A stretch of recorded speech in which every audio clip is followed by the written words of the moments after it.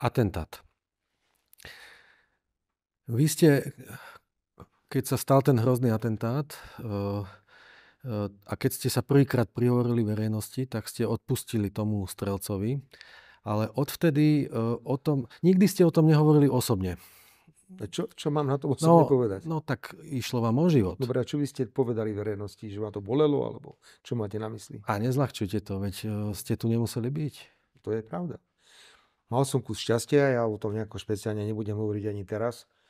Vrátim sa k strelcovi, on ma vôbec nezaujíma. To je nešťastný človek, ktorý sa stal rukojemníkom atmosféry, ktorú tu vytvárali médiá, opozícia. On bol politický aktivista konkrétnej politickej strany, chodil na konkrétne mítingy, kde aj bol veľmi aktívny.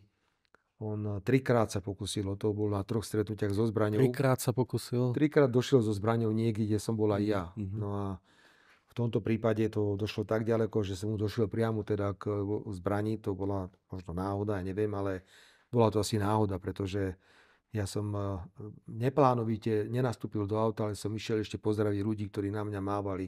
Takže túto situáciu využil. Ale horšie je, že tieto pokusy sa objavujú.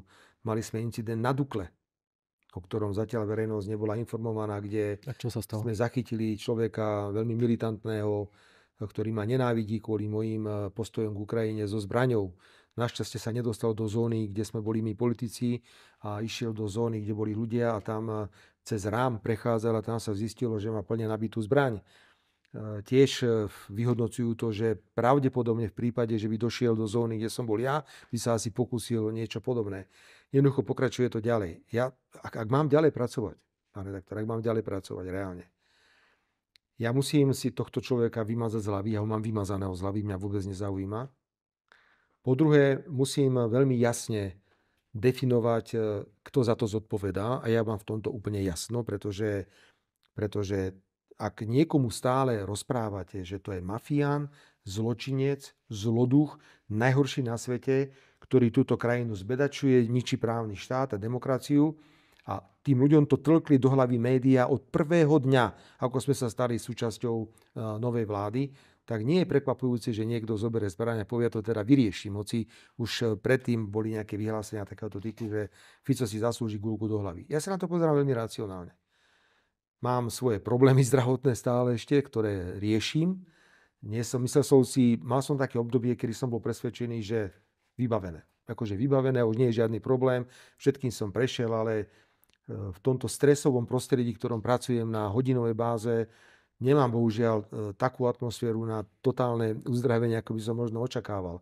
Ale nemám zase až také obmedzenia, ktoré by mi bránili vykonávať funkciu predsedu vlády. Sami nakoniec vidíte, že tá moja dynamika postupne znovu naberá nejaké otáčky a ja verím, že do konca roka to bude lepšie a lepšie. Takže my sa musíme vysporiadať s tým a musíme slovenskej verejnosti jasne povedať, milá opozícia, milá média, ak chcete, aby bol niekto na Slovensku reálne zastrelený, či je to predseda vlády, prezident alebo nejaký iný predstaviteľ vládnej koalície, pokračujte. Pokračujte ďalej v tom, čo teraz robíte. A váš úspech sa nepochybne doručí v tom, že k takémuto atentátu príde. Tu je iný problém ešte. Samozrejme, že naša ochrana je teraz zvýšená, čo je normálne, čo to bolo treba urobiť. Čo keď niekto príde a hodí granát medzi, do prvomajovej demonštrácie Smeru. Alebo príde do reštaurácie, o ktorej vie, že tam je nejaké sedenie predstaviteľov nejakej vládnej strany a použije nejakú pušku. To všetko sa môže stať. Všetko sa môže stať. Ale potom nech sa netvária a netvária sa, ako mi želajú veľké uzdravenie. Pán redaktor, my nie sme hlúpi. My dobre vieme, ako si tlieskali po stenách. Počkajte, všetci vám želali skoro uzdravenie. Verejne to tú krajinu spojilo. Ja hovorím, o čo sa... A všetci čakali na dobrú správu z Banskej Bystrice, teda, že je vybavené. A všetci sa tešili na predčasné parlamentné voľby. Už sa bavili na tému, kedy by mohli byť predčasné parlamentné voľby. Sú schopní všetko. To boli len extrémisti. To naozaj, chvála Bohu, v parlamente takí ľudia nie sú. O čom to tu rozprávate? Veď nás zatvárali. Počkajte, tí ľudia, o ktorých teraz hovoríte, že sú milí a dobrí a sú usmievaví, dobre? Ja hovorím, že vám neželá aj smrť. Počkajte, tí ľudia nemali problém nás zatvoriť na roky. Keby mňa dostali do väzby, vtedy, čo bolo naplánovaná tá väzba, Ja by som z tej väzby nevyšiel až do parlamentných volieb. To sú tí dobrí a milí ľudia. Pán premiér, ešte ten atentát. Vy ste si položili otázku, že či to za to stojí? Že predsa len človek to, akože vy nehovorievate o tom osobne, ale predsa len ste človek. Toto všetci chceli, aby som si to povedal. Ste si položili otázku, že... Však asi to nebolo urobené len tak z ničoho nič. Ja ešte raz pripomínam, je jasná príčina, súvislosť medzi tým, ako atmosféru opozícia a média vytvorili a tým, čo sa udialo. Čo bolo cieľom toho atentátu? Buď ma fyzicky definitívne odstaviť, to znamená, že ma zabiť, alebo ma dostať do stavu, že ja sa roztrasiem a že začnem uvažovať v posteli, v nemocnici alebo doma, že no tak teraz, však oni ma naozaj môžu zastreliť kedykoľvek, však ma môžu zastreliť aj teraz kedykoľvek, keby chceli. Videli ste, taký chránený človek, ako je Trump, nebol ochránený. Toto dnes nie je problém niekoho zabiť. A ja stále pripomínam každému, že toto riziko tu je. Veľmi sme o tom hovorili aj s Vučičom a s Viktorom Orbánom teraz na stretnutí, pretože všetci si uvedomujú, že sa to môže im stať kedykoľvek a veľmi ich budú zaujímať vyšetrovacie verzie zo Slovenska. No a ja som si jednoznačne povedal, že ja predsa sa nebudem správať tak, ako chceli tí, čo ma chceli zabiť. Veď oni ma chceli buď zabiť, alebo ma chceli odstaviť tým, že odídem z politiky. Prečo by som im robil dobre? A naviac mňa to aj motivovalo, pretože ja som si dal prvý záväzok v nemocnici po mimoriadne 3 náročných krízových dňoch, kedy nevedeli, čo bude. To boli ťažké 3 dni. Potom bolo ešte niekoľko operácií, o tom ja nebudem teraz hovoriť. Že čo najrýchlejšie z nemocnice preč. To bol môj absolútny záväzok. Bol som vo výbornej fyzickej kondícii pred atentátom. To doktori tvrdia, že to mi naozaj zachránilo život. Ja som potom hneď išiel do Tatier a išiel som do Chorvátska, cvičil som, športoval som všetko. Ako som už uviedol v dnešnom rozhovore, došiel moment, kedy som mal pocit, že super, akože vybavené, ale nie je to celkom tak. Ale túto otázku ja mám v hlave vysporiadanú. Vôbec nič také neexistuje. Keď sa človeka dotkne smrť, mne sa to nestalo, ale mnohým, ktorí sa to stalo, tak povedia, že niečo zmenia. Že ich to akože, že to proste je príliš silné, že niečo vás to viedlo k nejakej zmene, že niečo ste zmenili v živote?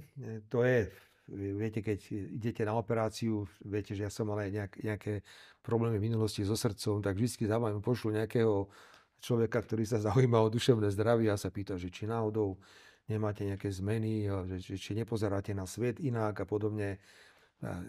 Ja vôbec nepociťujem, že by som sa nejako špeciálne zmenil a že by som potreboval nejaké špeciálne zaobchádzanie.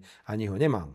Pán redaktor, povedzte mi, potom ako som sa objavil na Devíne, keď bol Cyril a Metod, a potom ako som začal chodiť do práce, tak tu nikto neprejavuje štipku zmierlivosti a nejakého uznania voči mne. Úplne jedno. Fico sa vrátil, treba ísť po ňom, a keď tak možno, že treba ho znovu dať postreliť alebo zastreliť. Tak toto je. A ja sa s tým musím vysporiadať. Ja som človek, ktorý nebude teraz vyplakávať v kúte. Nemám dôvod meniť svoj štýl života. Stalo sa to. A ja teraz, ak mám dávať výkony v takto ťažkej práci, ako je táto práca, ja nemôžem začať uvažovať o tom, že teraz niečo zmením. A čo mám zmeniť? Čo budem chodiť o 2 hodiny neskôr do roboty, alebo dám si 37 ochrancov, alebo sa budem chodiť modliť do kostola. Viete, to sú veci, ktoré nepomôžu. Nikto si neželá vašu smrť. Aj tí politické, nikto si neželá. Posledná otázka. Neverím vám ani pulsov, ale nevadí. Ja viem, s kým mám dočinenia, pán redaktor. Vy neviete. Ja viem, s kým mám dočinenia. Prosím, zapamätajte si. Ja som tých ľudí sledoval aj v parlamente, aj všade. Venoval som sa trestu smrti. Pamätáte sa, písal som prácu a podobne. Či veríte, alebo neviete, to sú ľudia. Keby dnes bol politický režim a je možné klásť trest smrti za politické delikty, neváhali by. A môžete sa ohradiť, koľko chcete. Ja vám hovorím, že viem. Tak, to je. Ja viem, s kým mám dočinenia. Preto ma vôbec neprekvapuje to, čo sa udialo. A vôbec ma neprekvapí. A upozorňujem na to, varujem, že niečo podobné sa ešte môže stať, pretože pokračujú presne v tom, čo malo za následok, to, čo malo za následok.